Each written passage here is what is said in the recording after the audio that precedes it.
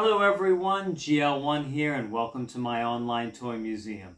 Today I'm going to talk a little bit about Superman, and I say a little bit because I'm not going to introduce the McFarlane figures that I have, but I'm going to talk about the DC Direct and some of the other DC comic characters, and something that changed the direction I wanted to go in was I actually was just going through a drawer and I found this. And I don't know if any of you remember ever seeing this comic book, but I've had this since probably 1978, and it's just filled with all kinds of details about the movie. And, you know, Superman, I think, represents something very strong for the world and certainly for Americans. He represents hope, and you know, I don't think any of us really thought of the S on his chest as representing hope until the more recent movies where they had said that. But I think that that's what people have always gone to with Superman. You know, when there's been a tragedy, I know that as ridiculous as it is, there's times I've thought, where's Superman? Why did this have to happen? Can't Superman fix it?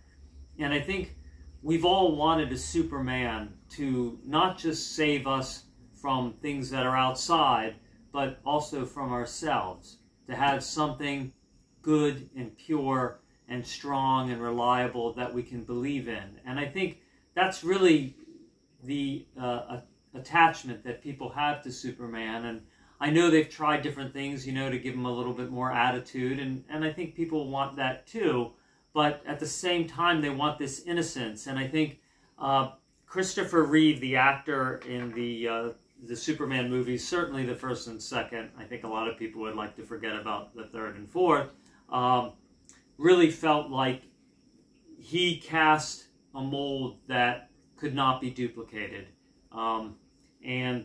You know, they tried with Brandon Routh in Superman Returns, and I have some figures here on that.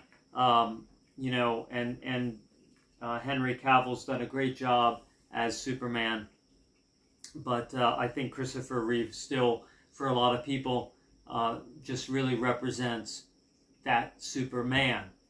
So I'm going to change the camera angle, and I'm going to go through a little bit on this book. It's got some really interesting things in it. And as a little kid, I was into putting mustaches on TV guide characters and all kinds of things. And I did it to this magazine as well. So without further ado, I'm going to do that.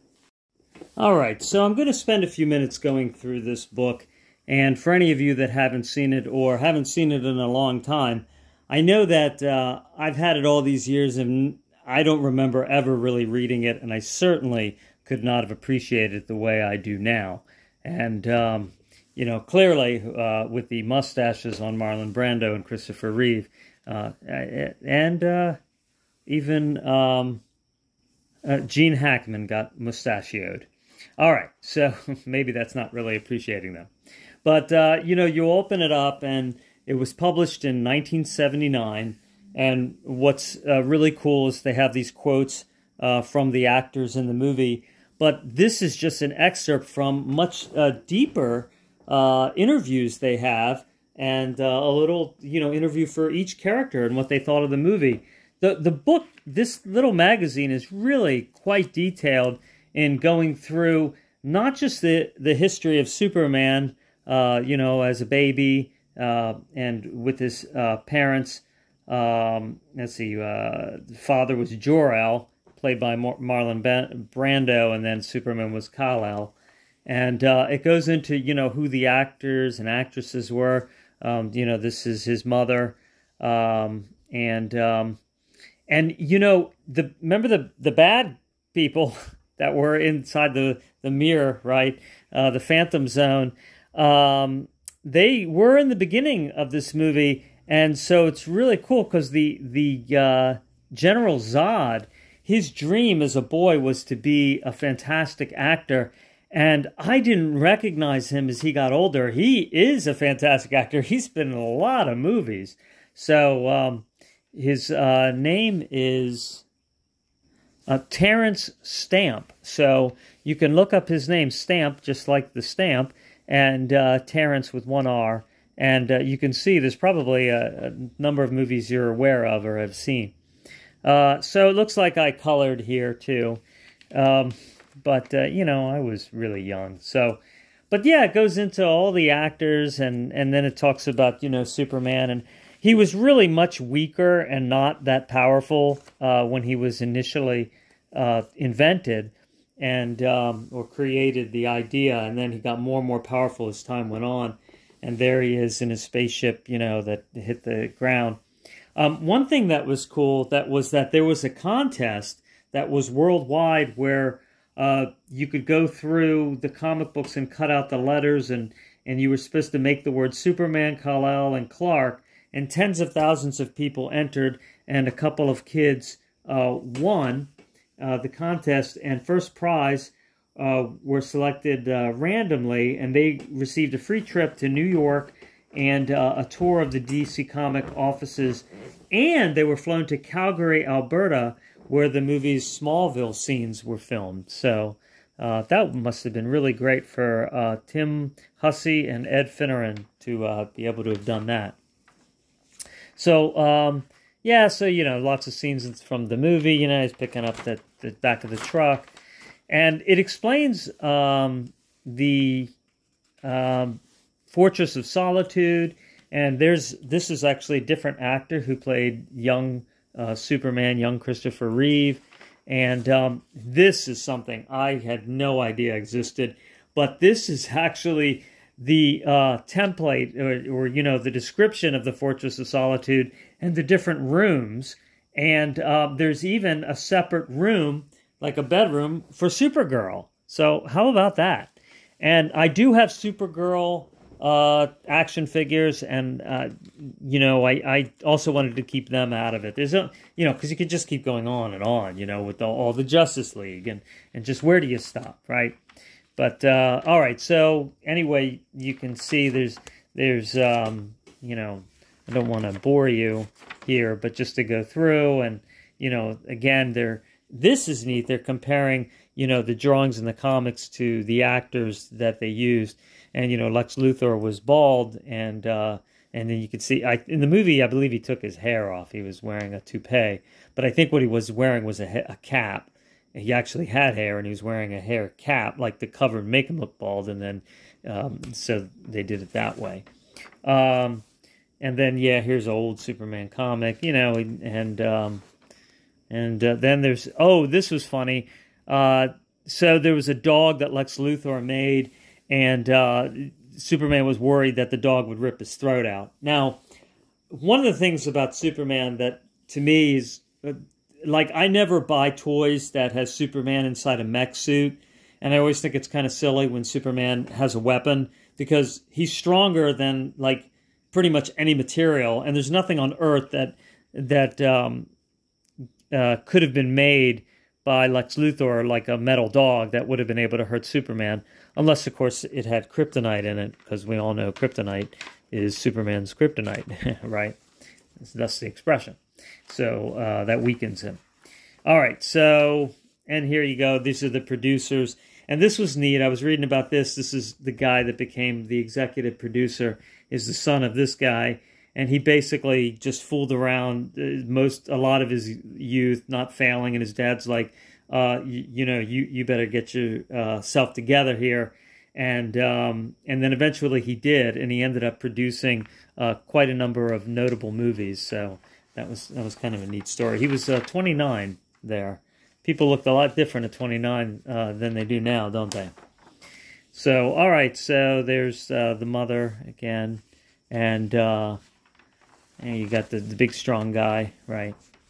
But, all right, so, yeah, so here is, I wanted to just, you know, if you can still buy this magazine. It's not that expensive.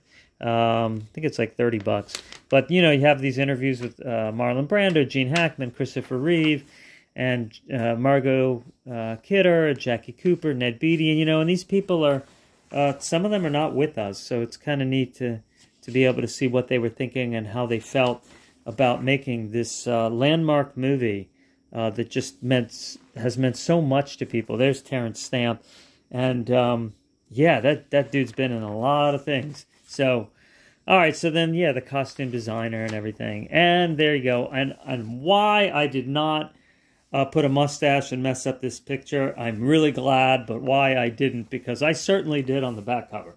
All right, so now I'm going to get to the action figures, and thanks for sticking with me with that. All right, so even keeping McFarlane figures out of this, there's quite a few Superman figures and tie-ins that I can go into. All right, so I guess I'll start with some of the older Superman figures that I have back over here.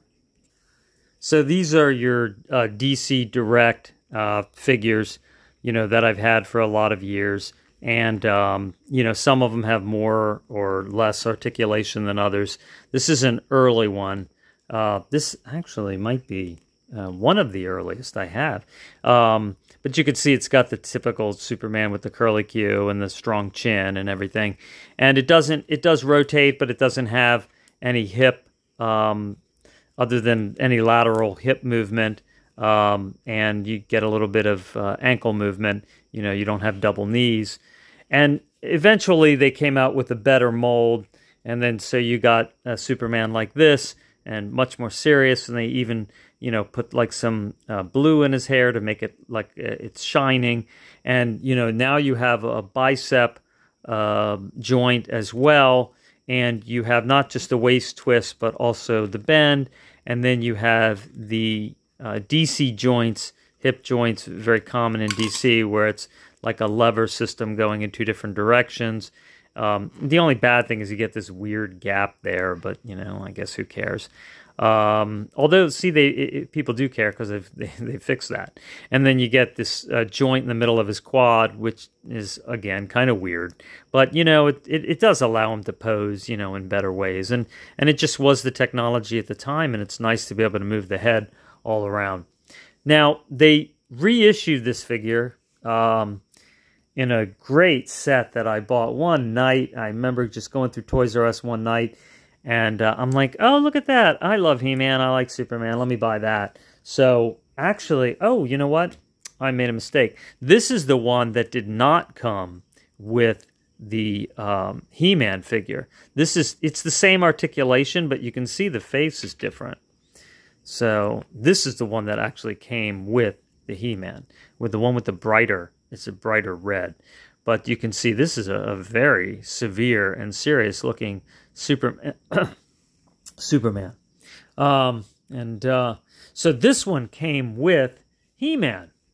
So both were owned by DC Comics at that time. And they came together, and there was a comic book, and I'm sure I have it somewhere, but I buried my comics. It was Lex Luthor did some kind of thing with them where he manipulated them into fighting each other. They're both really powerful, and it was a pretty good fight. But of course, they figured it out, and then they realized they're both good, and there went that. So I did open this set. I saw it selling for $150 to $200. So, but I opened it a long time ago, and I'm glad I did. All right, so here is a reissue of Superman from the 70s. This is 2009, but this is what we got to play with in the 70s. Superman like this, and it would have like rubber bands for the joints, a rubber band holding the waist together, and then a squishy rubber head, which I would always chew on. And then, you have the back and, the other figures you could get. So that's, like an 8-inch Mego type of figure. What we had then. But this is not Mego. This is Mattel. So, all right. So let's see. Other old figures. I've had this one so long, too, that the plastic is starting to turn gray on his face. And it doesn't really scale with anything except Power Girl and a Supergirl that I also have. And, you know, I'll show those on a show one of these days. And, you know, Superman's even made it into like a McDonald's toy. So that's this.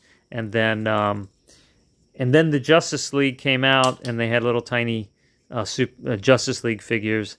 And, you know, it's got some waist articulation and arms, and even the head turns. So pretty cool. And he's real muscular looking, as some people feel Superman needs to be. One of my friends does. I like him being muscular, but at the same time, he's Superman whether he's muscular or not. So it kind of wouldn't matter. All right, so I'm going to go to the Brandon Routh Superman. All right, so here's Brandon Routh Superman right here. All right, so Superman Returns, and so I have one that's out of the box. I don't know where, I probably threw the box away. You know, has some articulation, and you know, what they were trying to do is get an actor that looked like Christopher Reeve, which in sometimes there were some scenes it's like, wow, that really looks like him, you know. And what's nice, got a cloth cape, you know, which is kind of cool. It will stand even though the feet are kind of bent. And then there was a larger Superman Returns set, which I opened, and then I'm like, you know what, I'm not going to play with this. Let me put it back together. So it came with Superman, and then his Clark Kent clothes, which have gotten strewn apart, and then you have Lex Luthor with a little kryptonite shard that you know, he's got a missile, and then there's like a big kryptonite injection, so you can inject Superman with that, and that won't do well, and yeah, and then binoculars and things. So all right, so the whole set. And, yeah, this was $20, and I got this for $5, so on clearance. And, let's see, on the back. Oh, okay, so it tells you all the other sets you can get. Oh, all right, so that will fire out of the bazooka, and then you can inject Superman with kryptonite. That was just really a horrific scene to me, when Superman was stabbed with the kryptonite and getting beaten up. I really hated seeing that. But I guess you have to have the drama. All right, so then later, you know, Superman was killed by a character named Doomsday, and in the comics, and this is Doomsday. And I think, actually, this might have come as a 2-pack. And, you know, this is not the McFarlane Doomsday. I have that as well. But this one's cool. He's rubbery, and he's pretty, you know, Doomsday looking. You know, he's got all the spikes and everything, and he's got good articulation. And you can see it's the same articulation as our Superman figure, and except that the rotation is right in here instead of in the middle of the leg, which really is great. And he's got the spiky knees and everything, and big lats. You know, he's done a lot of pull-ups and rows. So, you know, that he would get those big lats there. All right, and then the information on the back. All right, so that's Doomsday. Well, Superman died for a little while. I'm not sure how you define death with Superman. But he was made into like 4 different... He came back sort of reincarnated as 4 Supermen for a while. And I don't really remember how all that happened, but they came back for a while, and one of them was Steel, and I thought Steel was cool. And I know Shaquille O'Neal played Steel in his own movie, and so here's a couple of Steel Superman type figures, and he wasn't, none of the 4 together, none of them each individually were as strong as Superman. I don't even think together they were as strong. But they were all really strong, and they were out to take up the role of Superman and do good. So, you know, here's Steel, and his both of them have the cape removal setup. So you can do that. All right, so that's what happened to Superman. And moving ahead... any of you that saw the Iron Giant might remember that, again, this sort of goes into the idea of that Superman is iconic, and his goodness and our desire for him to save us from things, including ourselves. In the Iron Giant, a nuclear missile was launched, and the Iron Giant saved us, and he had fashioned, and I don't have the figure where he fashions like a metal disc and with an S like Superman, and he goes up and he stops the missile and saves everyone. But I do have this talking Iron Giant, and it even has a sensor where you could put it in front of your room and it would like sense motion. So it does work. See his eyes light up? So the kid in the movie was Hogarth, and he's saying friend. And you can see this has, pretty good articulation. It's got, the elbows and the turns, and the shoulders don't move laterally. I have the smaller one, which turns into the war unit. That thing's worth like $100. And then, oh, see? Oh, I pushed the button. Okay, yeah. The sensor has been unreliable. But, it's got the click joint in the hips, so that's pretty cool. Knees, and he's got a little bit of ankle articulation, and he twists. So there you go. The Iron Giant. So even the lore of Superman made it into the Iron Giant. All right. Well, I'm going to get to the... before I get to the newer movies, Superman... they've redone it, and they've come out with the new 52, okay? The new 52 heroes or characters, I guess, of Superman. And so I have the new 52 Superman. So there's this one, and they wanted to make him younger looking, and, it has pretty good articulation. It has the bend in the waist. It did twist, but this one fell down the stairs, and that joint broke, and I had to glue that together permanently with plastic glue. And but you can see it has sort of the old, well, not sort of, it has the old articulation, and it's not that old. It's not as old as the other Superman figures, but they gave it the old articulation. And then they made an even bigger one. It has less articulation, but it's larger, and you can see the size difference. And a little bit, I think they were going more for beauty rather than function. So, not to have really obvious joints. And, so they didn't give it a lot of leg joints or anything, but just almost like a statue that you can put in a few poses, and a nice, rubber cape. So that's the new 52. And then we get to the Superman that came... you know what? I'm sorry, New 52. One of the other New 52 was one of the comic books, Superman and Doomsday. It's really complicated.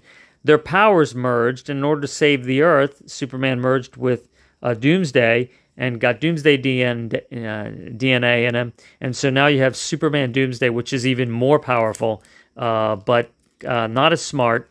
But anyway, so that's also part of the new 52, and you can see he's really muscular there. So, he's got both powers.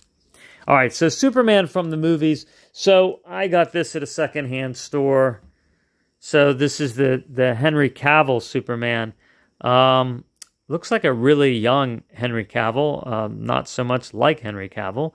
But this is a Barbie signature series. And it was missing the cape, so I had to make my own cape. And I glued it on. I glued with fabric glue the Velcro, so I made my own cape. And I probably could do a better job now, because you see some of the glue went through the material. But I just wanted to have a cape real quick. So you can see he's got good leg muscles on this action figure. And good arms too, right? So some of the newer Barbie signature series or icon series are pretty muscular, but they were able to do it years ago. I think this is at least 10 years old. So and you got the boots and stuff. I've never taken them off, but they rotate. So that's Henry Cavill 12-inch scale, and then you have other Henry Cavill figures here. So I thought this was a really cool outfit. So I have that Henry Cavill, right? It's got the blue and can twist. And I do have some of the hard 12-inch Superman figures in Justice League, but I'll be doing that on another show. And I wanted Superman to have the eyes, right? He's ready to fire the red beams. So I thought that was pretty cool. You can see he's pretty muscular. Henry Cavill is really muscular. I had a friend of mine, she used to wear a shirt that said, squat like Henry Cavill is standing behind you. So, like, you know, the expectation is that he's evaluating, you know, how many reps you're doing. All right, so here's another. Now, here's Henry Cavill with a weapon, and I think he's fighting Zod with this. So it's a pretty cool-looking Superman. Again, this is going to have to be some kind of metal to equate, you know, anything to do any, you know, damage when he's just so strong himself, right? So there's that. And then we have our good old basic 6-inch, highly articulated Henry Cavill action figure, part of the higher end of the 6-inch series. You can see these other ones here are limited articulation. They don't have the lateral hips, but this one has the lateral hips, and again, it has a joint in the middle of the quad. I guess they just couldn't think of a solution for that. And then, you know, you have the bicep articulation, whereas you see on this one you don't. But, you know, so that's this is like a Justice League 6-inch Superman figure. All right. And then they make small ones like this too, like regular Superman, but I just thought, all right, enough. I have so many Superman figures. Let me just get the one that's different and cool. So I got the little 3.5-inch black-suited, bearded Superman. And I also have the McFarlane version of this, which is really cool. So, and I guess, you know, it came with, like, you could stick some kind of accessory on his back. I don't know what Superman would need for an accessory. Maybe a backpack. I don't know, if he's hungry or something. And so, all right, we're going to go here, almost done. But here are some Superman figures that I modified. So, see this figure here. So this is a He-Man mold, okay? So if you look, I can show you on He-Man. All right, it's the same mold. So this is He-Man Classics line, which there was a time you could only order that online. And you see, they just used the same body, and they created Superman. Well, the head that came with, I could not wrap my head around it. Came with this one. And I was like, no. It just looks silly to me. The chin is too much, the hair. So I said, well, you know, this head's pretty cool. Now, I didn't know this was like this goes to a Superman, I believe, where he was allowing himself to express his dark side, and he just killed a whole bunch of villains in Gotham and Metropolis, and but I didn't know the history behind that Superman head, but I thought that one was pretty cool. That head actually went to this Superman body, which is all metal. So how about that? This is just an all metal Superman, and so it's really super and has, you know, articulation. It's heavy. It's probably, well, it's got to be, I'm sure, a pound at least. I definitely don't want to have that thrown at you. And, you know, nice cloth cape there. And, you know, I'm not even sure where the Superman head came from. I must have just bought an extra Superman or something. And, you know, because I think, let's see. Yeah, I must have just bought an extra one of these and I took the head off. All right. And so I always liked Optimus Prime. And I thought, well, I'm going to make an Optimus Prime Superman.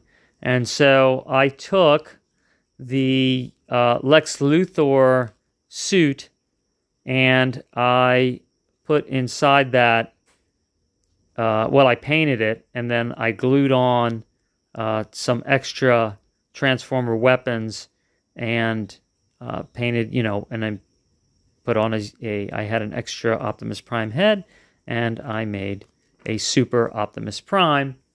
And additionally, I took a McFarlane figure with the Lex Luthor power suit, and I wanted a He-Man Superman, so I took the head from the Faker set that had the red eyes. So it's like He-Man as Superman is getting ready to use his heat vision, and I put that on the on that body, that McFarlane body, and then I used the 2002 He-Man sword, so he has the He-Man sword. So it's He-Man Superman.